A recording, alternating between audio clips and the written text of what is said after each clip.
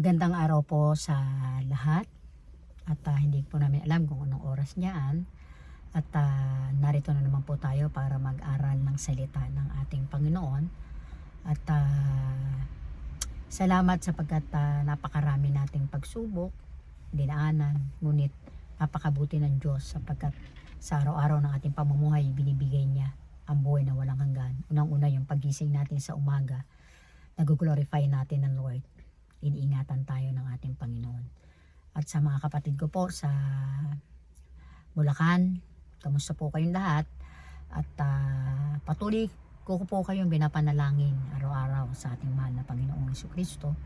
At tayo po ay pagdating ng takdang panahon sa pagbabalik po ng ating Panginoong Jesucristo ay makasama po tayong lahat. At mahal ko po kayo, kaya magkakaroon po ako ng time sa inyo para ipangaral ang ebanghelyo ng ating Panginoon. So, bago tayo magsimula, tayo muna yumuko at tayo manalangin. Damihin natin ang pasasalamat sa Diyos, una, at damihin natin ang kanyang Espiritu. At para may maintindihan po tayo sa bawat sasabihin ko po, sapagkat ang Santong Espiritu ay sasama po sa buhay ng bawat isa. Dakilang Diyos, salamat po ng marami sa araw na ito. Ikaw po ang sumama sa iyong lingkod. Ikaw po magsalita sa akin, Panginoon, ng Santong Espiritu mo, o Diyos, ay kailangan ko po ngayon. Maging sa mga kapatid ko ito, Panginoon, sa Bulacan, ikaw po ang sumama sa kanila, bigyan mo po sila ng pusong malinis, at hayaan mo po, Panginoon, ng Santong Espiritu magbigay ng karunungan at magpala po sa buhay ng bawat isa. Salamat po na marami, Ama. Salamat po sa pagpapala, sa tubig, pagkain, na ibinibigay mo palagi at namumuhay kami sa pang-araw-araw, Panginoon. Salamat din sa kaligtasan at sa biyaya mo, Panginoon. Kami po ay nabago. Salamat po, Ama, na marami sa patawad po sa aming mga nagawang kasalanan. Sa iyo po ang pinakamataas sa papuri pagsamba. Ang lahat may magsabi ng Amen and Amen. Palakpakan muna natin ang ating Panginoon. Ang topic po natin ngayon, Jesus the bread of life. Sabi ganyan. Ang ating pong teksto, kung sino yung may mga Bible po dyan, paki-open para maintindihan natin, no? Mas maganda yung meron tayong binabasa sa cellphone, meron pong Bible, mag-download ko kayo ng Bible sa cellphone, meron po. Sabi sa Juan chapter 6:35, sinabi sa kanila ni Jesus, ako'y ang tinapay na nagbibigay buhay. Ang lumalapit sa akin ay hindi nagugutom kailanman. Sinabi po ng ating Panginoon na siya po ang tinapay ng buhay. Ano po ba yung tinapay ng buhay? Amen? Para maintindihan po natin.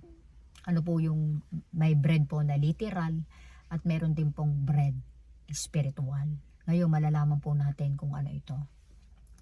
Sa lahat ng tao ay naghahanap ng makapagbibigay ng kasiyahan at kapayapaan.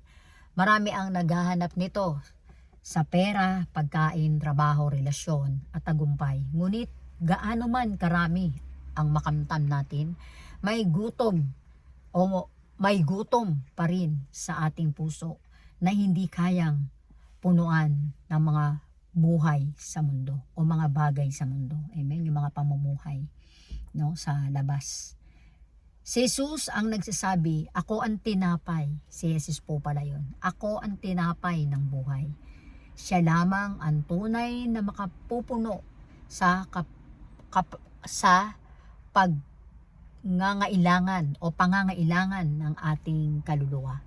Si Jesus ang tinapay na makakapuno ng ating pangangailangan. Unang-una, magbibigay po sa atin ng buhay na walang hanggan at kapayapaan sa ating puso. At ang bread of life at ang katawan ni Kristo, mga kapatid, siya po yung nagpapala para tayo po ay lumago sa pananampalataya at para tayo po ay maniwala na siya ang Kristo na buhay. Pagdating na 3 araw, siya ay nabuhay. Siya ay namatay sa kasalanan mo at sa kasalanan ko. Amen? So number 1, ano ang bread of life? Ano yung tinapay ng buhay? Sinasabi nilang ganon. Ang bread of life ay tumutukoy kay Kristo bilang pinagmumulan ng espiritual na buhay. Alam po ba natin yun? iba po yung bread na literal, iba rin po yung spiritual na buhay. Kung paanong ang tinapay ay nagbibigay ng lakas sa katawan, si Jesus ang nagbibigay ng buhay sa ating spiritual. Amen? Naintindihan po ba natin yun? Spirito. Sabi sa Juan 6:51, ako ang tinapay ng buhay na bumaba mula sa langit. Ang sinumang kumain ng tinapay na ito ay mabubuhay magpakailanman. Nakita niyo po yun. Kaya pag sumasama po tayo sa ating Panginoon, unang-una, good news. The goodness of love. The goodness of God. Ibig sabihin, ang kabutihan ng Diyos. Yung mga kabutihan po ng Diyos, yung po yung nagre-rema sa ating buhay. Na kaya po tinawag ng buhay dahil si Kristo po, sinabi ko nga na si Kristo ang namatay sa krus ng Kalbaryo, nagtapos ng kasalanan sa bawat isa. At ang tinapay ng buhay ay yung po ang ating espiritual na pagkain. Kasi pag wala po tayo nito, hindi po tayo nakakakain ng salita ng ating Panginoon, hindi po tayo nagbabasa ng Biblia, hindi po natin nauunawaan ang lahat. Kaya pag dumating po ang pagsubok, madali po tayo nanghihina. Madali tayong pinanghihinaan ng loob. Amen? Ano ang pagkain ng makamundong tao? Ano yung pagkain ng makamundong tao? Sabing ganyan. Ang makamundong pagkain ay anumang bagay na sinusubukan nating gawin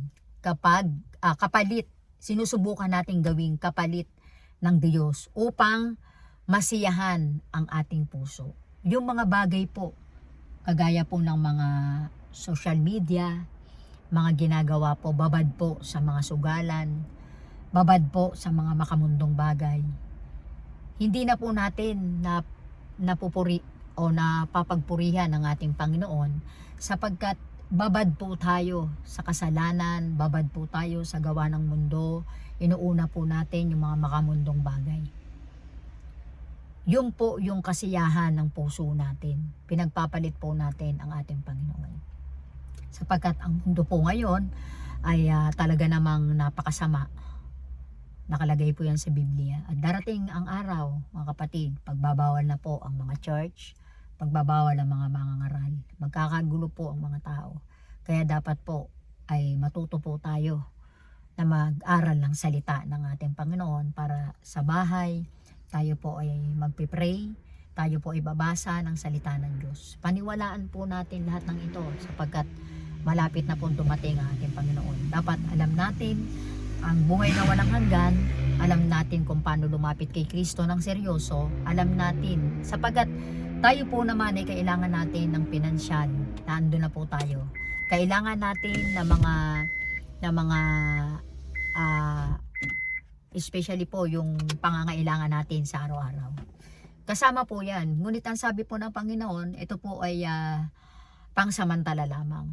Pero ibinibigay sa atin ang biyaya ng ating Panginoon. Kaya nga po, nagkakaroon tayo ng trabaho, nagiging malakas tayo sa araw-araw. Pero hindi naman po pwede na tayo po ay nakatambay lang sa bahay. Kailangan tayo rin po ay magtatrabaho.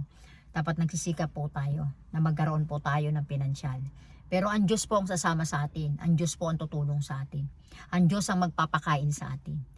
Hindi lang po tayo papakainin ng Diyos ng literal, papakainin din po tayo ng espiritual. Yun po yung pinakamahalaga, ang salita ng ating Panginoon. Yan po ang bread of life. Kailangan, lagi po tayong, lanamnamin po natin sa ating buhay ang salita ng ating Panginoon. Ano yung mga ito? Sabing ganyan. Ang makamundong pagkain ay anumang bagay na sinusubukan ng nating gawin kapalit sa Diyos upang masiyahan ang ating puso. Ano ito mga kapatid? Maaaring ito ay pera, kapangyarihan, katanyagan, kalayaan, bisyo, sexual, immoralidad, kasakiman, maling relasyon. Ayaw po ng Diyos ito, yung mga bagay na ito. Kaya nga po inaanyayahan tayo ng ating Panginoon na lumapit po tayo sa Kanya para maintindihan po natin ang bawal at mali, para po mapagpurihan natin ang ating Panginoon at patuloy po tayong makalapit sa Kanya ng maayos. Kasi po, pag wala po tayong salita ng ating Panginoon sa araw-araw nating buhay, mahihirapan po tayong mag-connect sa ating Ama. Amen? Ang Ama, ang Anak ay iisa, nagkatawang tao, para tubusin tayo ng ating mga kasalanan. Ngayon tayo po ay malaya na, wala na pong alalahanin pa. Tumapit po tayo sa ating Panginoon at kumain po tayo ng tinapay ng buhay. Ito po ay ang salita ng ating Panginoon. Palakpakan po natin ang Diyos. Ang mga ito ay pansamantala lamang. Basahin natin yung verse. Ang mga binanggit ko kanina ay pansamantala lamang ito, pag makamundo. Sabi sa Mateo 4:4, hindi lamang sa tinapay nabubuhay ang tao, kundi sa bawat salitang nagmumula sa bibig ng Diyos. Ecclesiastes chapter 2 verse 11, ipinakita ni Solomon na ang lahat ng makamundong tagumpay ay walang kabuluhan kung wala ang Diyos.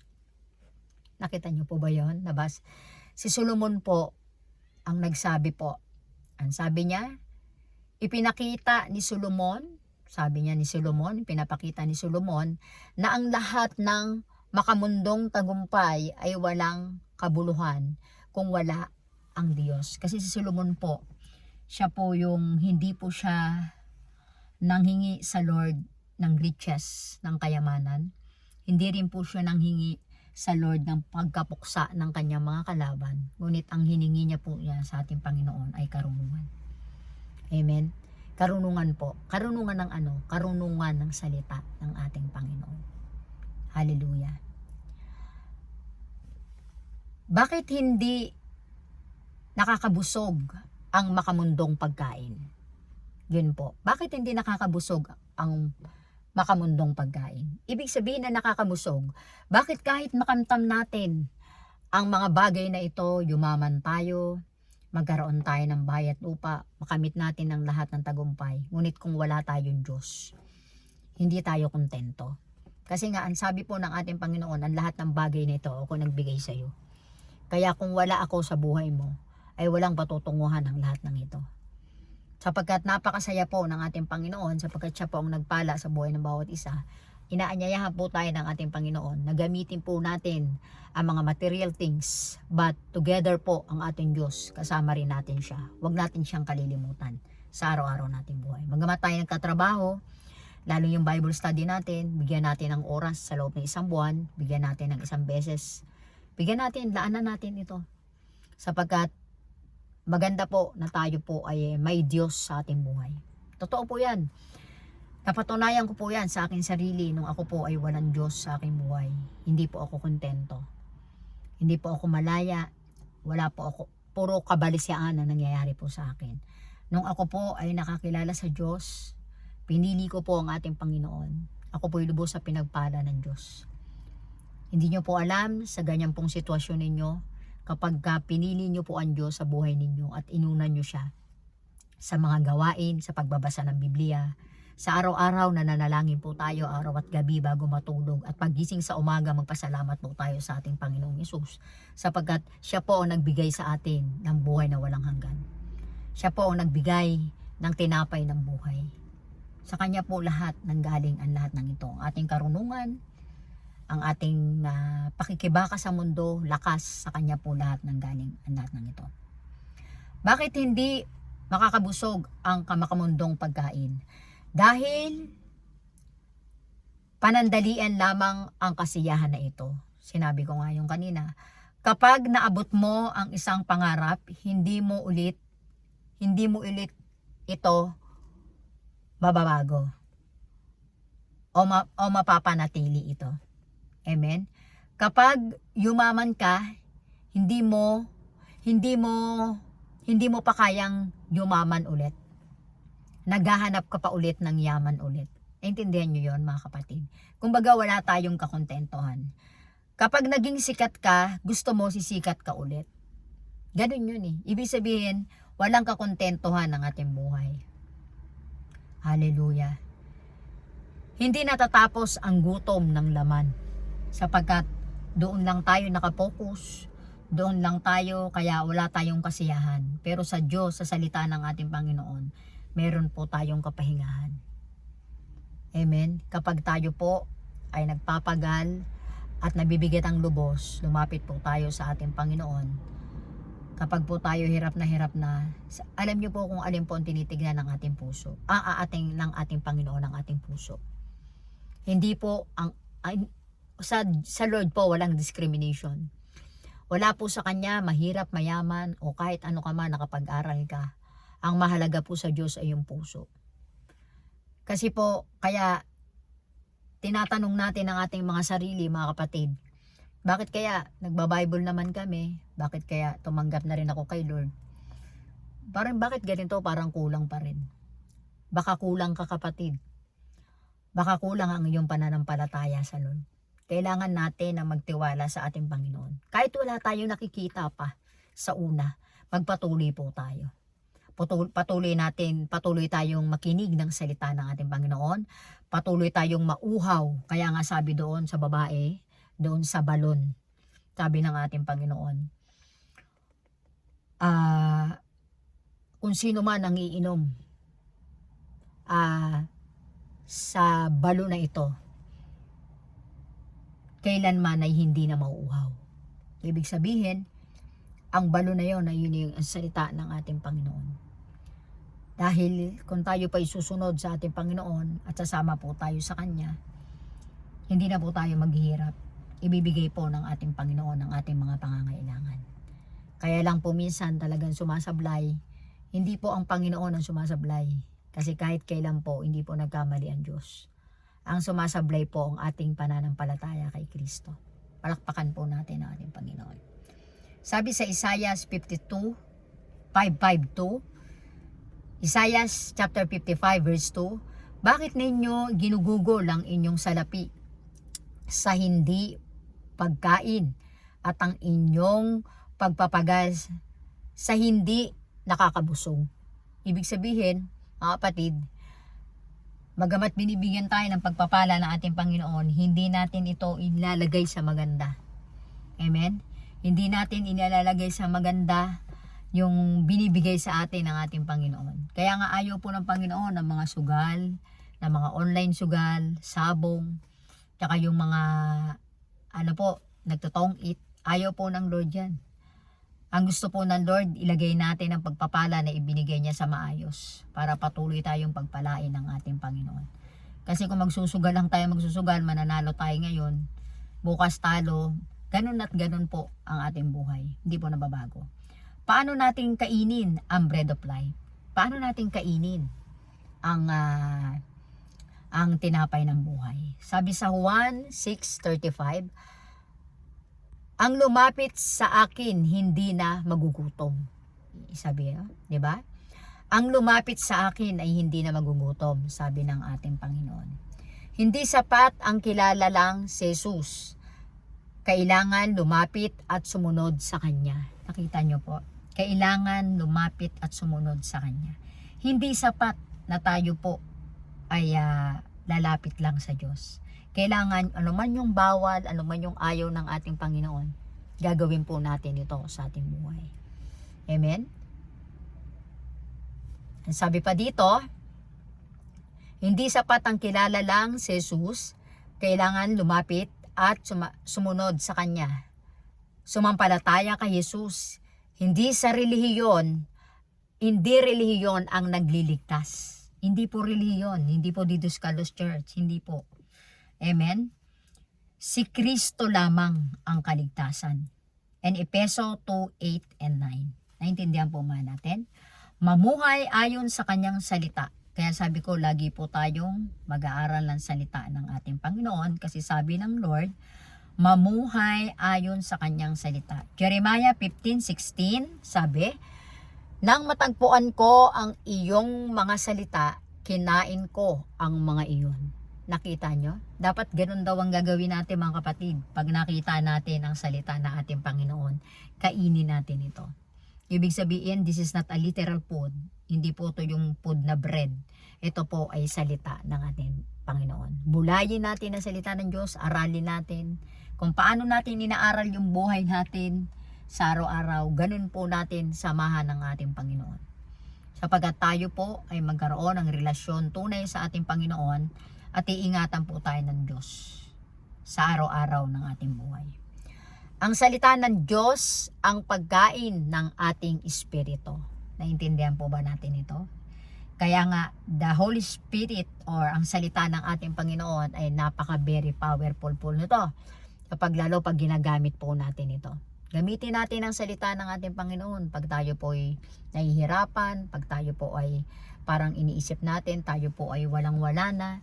Lumapit po tayo sa ating Panginoon. Kasi marami pong nagpipiloso po na aantayin na lang ba namin yung bigas? Aantayin lang ba namin yung pagpapala ng ating Panginoon? Di ba kami magtatrabaho? Magtatrabaho po tayo.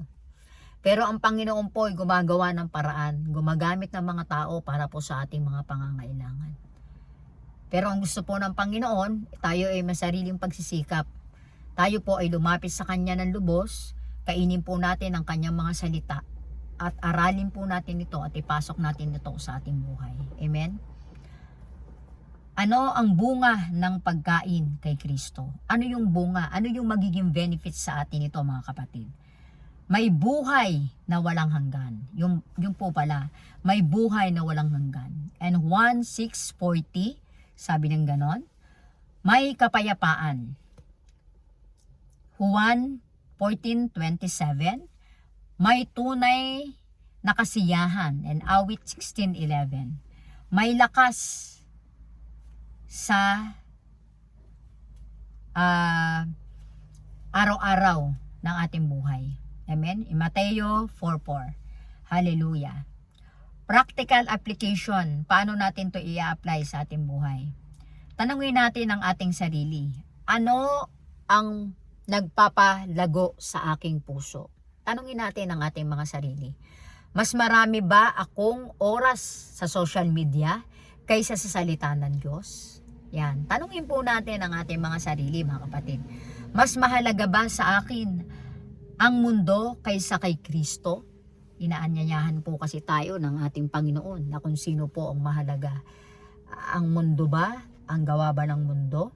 O ang ating Panginoong Jesucristo? Sapagkat hindi po tayo makakapag-focus kung wala po tayong salita ng ating Panginoon. Hindi po tayo makakapag-focus kung hindi po tayo seryoso. Kagaya po ng isang bagay, halimbawa meron kang cellphone na mahalaga. Lalo na yung iPhone. No, mamahalin po ito. Diba? Very expensive. Ngayon, nung binili mo ito, halos katabi mo sa higaan, kahit sa CR kasama mo. Halos ayaw mo mabagsak, ayaw mo magasgasan. Palagi mong tinitingnan ito. Palagi ka naka-update dito. Ganun po ang Diyos. Kailangan po lagi natin kasama siya. Lagi natin i-update ang ating Panginoon. Dahil kasama po natin siya. Kailangan may relasyon po tayo sa Kanyang tunay. Amen? Kung kagaya ng cellphone, nasa bulsa po natin lagi, kasama natin, ganun din ang Diyos, lagi natin kasama. Sapagkat talagang ang in ngayon ay ang cellphone. Amen? Kaya yan yung naisip ko na kasama ang cellphone. Kasi pag pera po, minsan ang tao naglalakad naman, walang pera, di ba? Amen? Pero ang cellphone, kahit walang pera, basta may cellphone. Hallelujah. Tama po ba? Kahit walang load, basta may cellphone. Pa-connect naman sa data mo. Tama? Palakpakan natin ang ating Panginoon. Amen? Nag-conclusion tayo. Maraming tinapay ang inaalok ng mundo. Amen? Maraming tinapay ang inaalok ng mundo. Ngunit lahat ng iyon ay lilipas. Lilipas po yan. Lilipas ang Facebook, lilipas ang lahat. Ngunit tandaan po natin, ang salita ng Diyos, hindi po yan lilipas. Magpakailanman. Mabubura po tayo sa mundo, mamamatay tayo. Ngunit mananatili ang salita ng Diyos. Amen? Ngunit lahat ng iyon ay lilipas. Yan, sinabi ko nga. Si Jesus lamang ang tunay o ang tinapay ng buhay. Amen? Kapag siya ang naging sentro ng ating buhay, hindi lamang tayo magkakaroon ng buhay na walang hanggan, kundi kagalakan at tunay na kasiyahan. Kaya ngayon, mga kapatid, ano ang kinakain ng iyong kaluluwa? Yun po ang tinatanong ng ating Panginoon. Kung ang kinakain natin ay ang mga bagay ng mundo, mananatili tayong gutom. Mananatili tayong gutom. Hallelujah. Ngunit kung si Jesus ang ating tinapay ng buhay, tayo ay mabubusog magpakailanman. Kaya nga, marami na talaga napatunayan sa tao, mapatunayan nila na na-bless sila. Sapagkat, alam nyo, sa totoo lang, bago po makalapit o bago po makamtam ang lahat, bago makalapit sa biyaya na totoo, kailangan magkaroon po tayo ng tunay na relasyon sa ating Panginoon. Makikita po natin ito at gagabay po ang Panginoon sa ating buhay. Mag-closing verse tayo. Juan chapter 6 verse 35. Ako ang tinapay na nagbibigay buhay. Ang lumalapit sa akin ay hindi na magugutom kailanman. At ang sumasampalataya sa akin ay hindi na mauuhaw kailanman. Naintindihan po ba natin ito?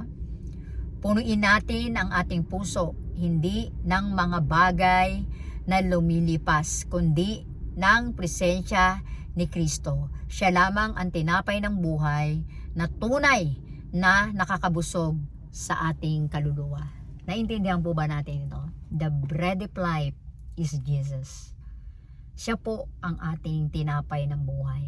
Ang ating salita ng ating Panginoon. Kaya nga sabi, ang salita at ako ay iisa. Ang Diyos ay nagsasalita sa kanyang salita. Kaya nga sabi, ang aking hindi sa langit nang galing, hindi sa baba nang galing, kundi sa taas nang galing ang salita ng ating Panginoon. It came from above. Naintindihan po natin. Kaya patuloy po tayong lumaban sa buhay, mga kapatid. At patuloy natin na gawin ito, mga Bible study natin sa araw-araw. Bigyan natin ng 1-2 oras ang ating pakikinig sa salita ng ating Panginoon, sapagkat mabibiyayaan tayo ng Diyos. Huwag ho tayong makontento lang doon sa pagba-Bible study lang natin every month. Tayo po ay araw-araw ay makinig ng salita ng ating Panginoon. At ako po din po ay magbibideo doon sa ating video. At nawa po, mga kapatid, kung sino po ay willing na tayo po ay magkaroon ng online. Nag-online po tayo. Sino po ba yung mga gusto? No, yung may mga cellphone. Gusto ko po mag-online po tayo. No? Yung mga makikinig doon. So magkakaroon doon ng magkakakitaan po tayong lahat. So ayusin natin to, sabihin natin sa ating leader dyan, si Christina, pagpalain ka ng ating Panginoon. At gusto ko po sanang sabihin sa inyo, may announcement ako. So tapusin muna natin ang salita ng ating Panginoon at mag-respect tayo. At nawa meron tayong maintindihan, mga kapatid, sa paksa natin na to, na ang tinapayan ng buhay ay si Jesus lamang. Kaya ulitin natin, sabi sa Juan 6:35, ako ang tinapay na nagbibigay buhay. Ang lumalapit sa akin ay hindi na magugutom kailanman, at ang sumasampalataya sa akin ay hindi na mauuhaw kailanman. Yan ang pangako ng ating Panginoon. Tumungo tayong lahat. Salamat po, Panginoon, ng marami sa iyong pagsama sa iyong lingkod, maging sa aking mga kapatid na ito. Pagpalain mo po ang bawat isa na kinig ng iyong mga salita. Ingatan mo po sila, Panginoon, sa bayan ng Bulacan. Ilayo sa sakit, karamdaman, Panginoon, at patuloy, Panginoon, ang biyaya ng karunungan sa kanila. Hindi lang po pinansyal, hindi lang po na material things, Lord, maging ang espiritual ay palaguin mo po sila, O Diyos. Nawa ang mga plano namin sa Bulacan, Panginoon, at ikaw po ang maglagay dito, Panginoon. Ikaw po ang maging engineer namin kung ano man po yung mga gagawin namin dito, Panginoon, kung ano man yung mga balak namin. Panginoon, salamat po ng marami sapagkat ikaw po po ang patunay o Diyos na ikaw ang Diyos na buhay na kumikilos sa buhay ng bawat isa mga kapatid kong ito. Ingatan mo po sila Ama, maging ang kanilang mga asawa, maging ang kanilang mga anak, ay patuloy mong palakasin, bigyan sila ng karunungan sa araw-araw ng iyong buhay. Salamat po ng marami. Ako po ang iyong lingkod, Panginoon, na nagpapasalamat din sa iyong mga salita ay may isang tabak na may magkabaling-taling, hindi babalik ito nang walang nagaganap. In Matthew 4:4. Salamat po ng marami Ama, sa iyo po ang pinakamataas na papuri pagsamba. Sa ngalan ng Ama at ng Anak at ng Diyos, ng Espiritu Santo, ang lahat po ay magsabi ng Amen and Amen. Salamat po sa lahat at patuloy tayo na mag-aral ng salita ng ating Panginoon mga kapatid. No? Huwag natin pagsawaan ito. At nais ko po i-announce sa inyo yung bakante dyan ni Tatay. Gagawin po yan para hindi na po tayo nakaikot dyan sa ating bilyaran. No? Bilyaran tawag yan, ano? Doon po tayo para isang upuan na lang po. So, I plan bumili ng upuan. Sinabi ko nga kay Christina, pag-usapan namin, para makaayos po tayo ng upo. Para makita po sa video na hindi po tayo parang binuhusan ng mainit, sabog-sabog. Ano po? Maganda po kasi yung nakikinig tayo ng salita na ating Panginoon. Tayo po ay nakaupo ng ganyan, tapos may Bible po tayo sa ating legs. At maayos po ang ating pakikinig para may maintindihan po tayo. At patuloy na lumakad sa larangan ng pakikibaka sa salita ng ating Panginoon. At patuloy natin sambahin ang ating Diyos na buhay. Huwag po tayong magsawa. Ingatan po ang buhay ng bawat isa. Salamat po ng marami. At sa Diyos po ang pinakamataas sa papuri pagsamba. Pastora Rose Lisauskas nag-iiwan po sa inyo ng magandang hapon.